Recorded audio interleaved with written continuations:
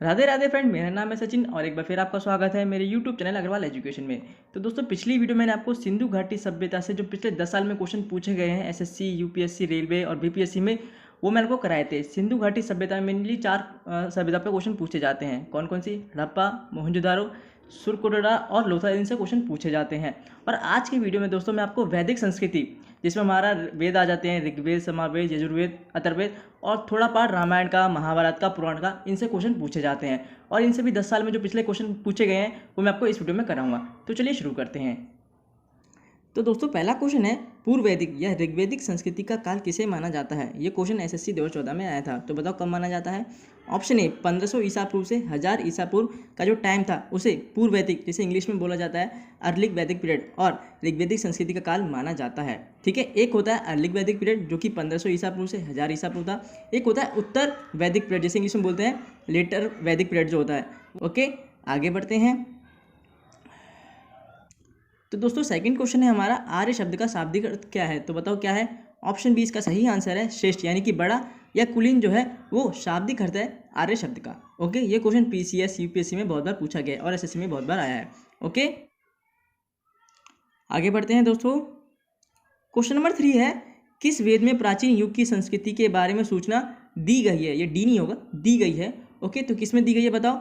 Option A, Rigveda में ये सूचना दी गई हैं। ओके, ये क्वेश्चन भी एसएससी में बहुत बार पूछा गया है। आगे बढ़ते हैं दोस्तों। क्वेश्चन नंबर 4 है दोस्तों, ऋग्वैदिक आर्यों का मुख्य व्यवसाय क्या था? तो बताओ उस टाइम पे लोग क्या करते थे, उनका मुख्य व्यवसाय क्या था? ऑप्शन बी, पशुपालन जो था उनका मुख्य व्यवसाय था। ओके, आगे बढ़ते हैं।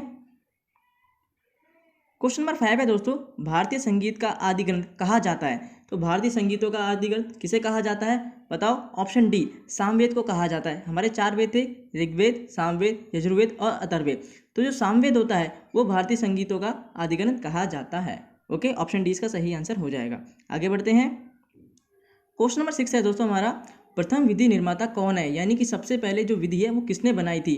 तो बताओ किसने बनाई थी? ऑप्शन ए, मनु जी ने बनाई थी। ऑप्शन इसका सही आंसर होगा। ओके, आगे बढ़ते हैं। क्वेश्चन नंबर 7 है दोस्तों हमारा, ऋग्वेद के किस मंडल में शूद्र का उल्लेख पहली बार मिलता है? ये क्वेश्चन देखने में इंपॉर्टेंट नहीं लग रहा, पर क्वेश्चन बहुत बार पूछा गया है, बहुत इंपॉर्टेंट क्वेश्चन है, एसएससी 2016 में भी आया था। तो बताओ ऋग्वेद के किस मंडल में मिलता है? तो ऋग्वेद के 10वें मंडल में मिलता है। ऑप्शन डी इसका सही आंसर होगा। ओके, आगे बढ़ते हैं। क्वेश्चन नंबर 8 है दोस्तों हमारा, पुराणों की संख्या कितनी है? बहुत ही इंपॉर्टेंट क्वेश्चन है। तो बताओ कितनी है? ऑप्शन ए, 18 टोटल हमारे पुराण है। तो ऑप्शन ए इसका सही आंसर हो जाएगा। एक क्वेश्चन और पूछा जाता है इसमें कि सबसे पहला पुराण कौन सा है? तो मत्स्य पुराण जो है वो सबसे पहला पुराण है। ओके, आगे बढ़ते हैं। क्वेश्चन नंबर 9 है दोस्तों हमारा, ऋग्वेद का कौन सा मंडल पूर्णतः यानी कि पूरी तरह से सोम को समर्पित है? ये का नहीं होगा, को समर्पित है। तो बताओ कौन सा होगा? ऑप्शन बी, नवा मंडल जो है वो पूरी तरह समर्पित है। ओके, आगे बढ़ते हैं। क्वेश्चन नंबर 10 बहुत ही ज़्यादा इंपॉर्टेंट क्वेश्चन है, गायत्री मंत्र किस पुस्तक में मिलता है? गायत्री मंत्र याद तो सबको है, ठीक है, पर किस पुस्तक में मिलता है ये नहीं पता किसी को। तो बताओ किस में मिलता है? ऑप्शन ए, ऋग्वेद में गायत्री मंत्र जो है वो मिलता है। ओके, आगे बढ़ते हैं। क्वेश्चन नंबर 11 है दोस्तों, योग दर्शन के प्रतिपादक कौन है? यानी कि योग जो है, योगा, वो कौन लेके आया था? पतंजलि, गौतम बुद्ध, जैमिनी या फिर शंकराचार्य? तो ऑप्शन ए, पतंजलि जो है वो योग को लेके आए थे। तो ऑप्शन इसका सही आंसर हो जाएगा। ओके, नेक्स्ट क्वेश्चन है दोस्तों, उपनिषद पुस्तक है, यानी उपनिषद जो है वो पुस्तक किस चीज़ के बारे में है? तो ऑप्शन डी जो है वो इसका सही आंसर हो जाएगा, यानी कि दर्शन पर उपनिषद पुस्तक है। ओके, आगे बढ़ते हैं। क्वेश्चन नंबर 13 है दोस्तों हमारा, यज्ञ संबंधी विधि विधानों का पता चलता है? तो बताओ किस वेद से पता चलता है? यजुर्वेद से हमें विधि विधानों का पता चलता है। ओके, आगे बढ़ते हैं।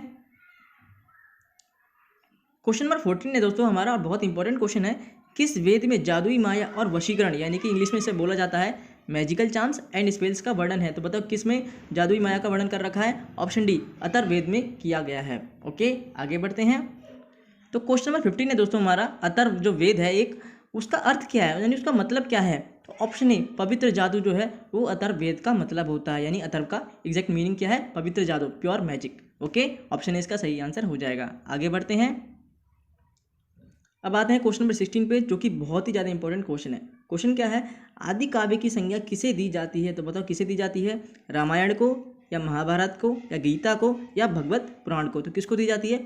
ऑप्शन ए रामायण को दी जाती है। आदि काव्य की संज्ञा रामायण को दी जाती है। अब बात चलिए रामायण की, तो मैं आपको 2-3 चीज़ें एक्स्ट्रा बता देता हूँ रामायण के बारे में। इसे लिखा किसने था जो सभी को पता, वाल्मीकि जी ने लिखा था और संस्कृत में लिखा था, ठीक है।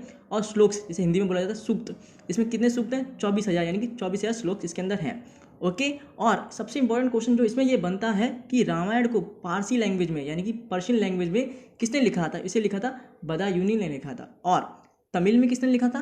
तमिल में इसे कंबन ने लिखा था, ओके। और रामचरितमानस जो लिखी थी वो तुलसीदास जी ने लिखी थी। तो कभी कभी लोगों को कन्फ्यूजन हो जाती है वाल्मीकि जी और तुलसीदास जी में। तो वाल्मीकि जी ने एक्चुअल रामायण लिखी थी और रामचरितमानस जो लिखी है वो तुलसीदास जी ने लिखी है, ओके। आगे बढ़ते हैं।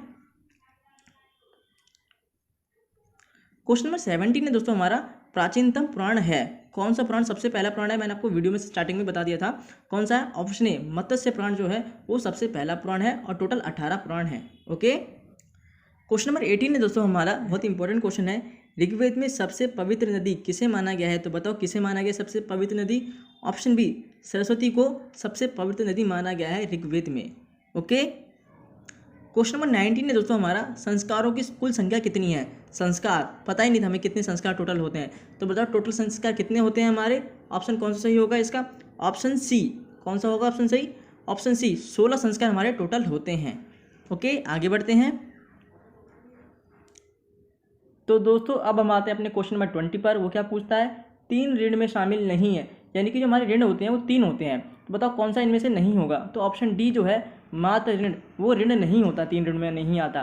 तो कौन कौन से होते हैं? देव, पितृ, ऋषि होते हैं, पर मातृ ऋण 3 ऋण में नहीं आता, ओके। आगे बढ़ते हैं। क्वेश्चन नंबर 21 है दोस्तों, इनमें से कौन जल या समुद्र का देवता था? तो बताओ कौन था? ऑप्शन सी वरुण जो है वो जल और समुद्र के देवता थे, ठीक है। बहुतों ने ए बोला होगा इंद्र, पर इंद्र नहीं है। ऑप्शन सी जो है वरुण जो है वो जल और समुद्र के देवता थे, ओके। आगे बढ़ते हैं। क्वेश्चन नंबर 22 है दोस्तों और बहुत ही ज़्यादा इंपॉर्टेंट क्वेश्चन है।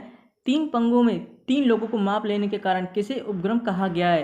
यानी कि वो कौन सा भगवान है जिसने 3 पैरों में पूरी सृष्टि को नाप दिया था, तीनों लोगों को नाप दिया था? बताओ तो कौन है वो? सूर्य है, सवृत, मित्र या विष्णु? तो ऑप्शन डी जो है वो विष्णु है। विष्णु जी ने 3 पैरों में पूरे तीनों लोगों को माप दिया था, ठीक है। ये विष्णु पुराण में दिखाया गया है, ओके। आगे बढ़ते हैं।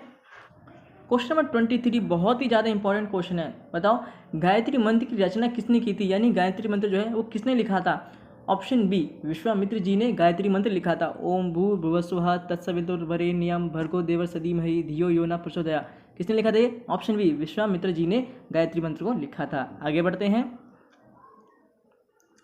क्वेश्चन नंबर 24 है दोस्तों, ऋग्वेद में कितने सूक्त हैं जिसे इंग्लिश में हिम्स कहा जाता है? तो बताओ कितने हैं? ऑप्शन डी 1028, 1028, ठीक है। इतने हिम्स यानी कि सूक्त हैं किसमें? ऋग्वेद में, ओके। आगे बढ़ते हैं।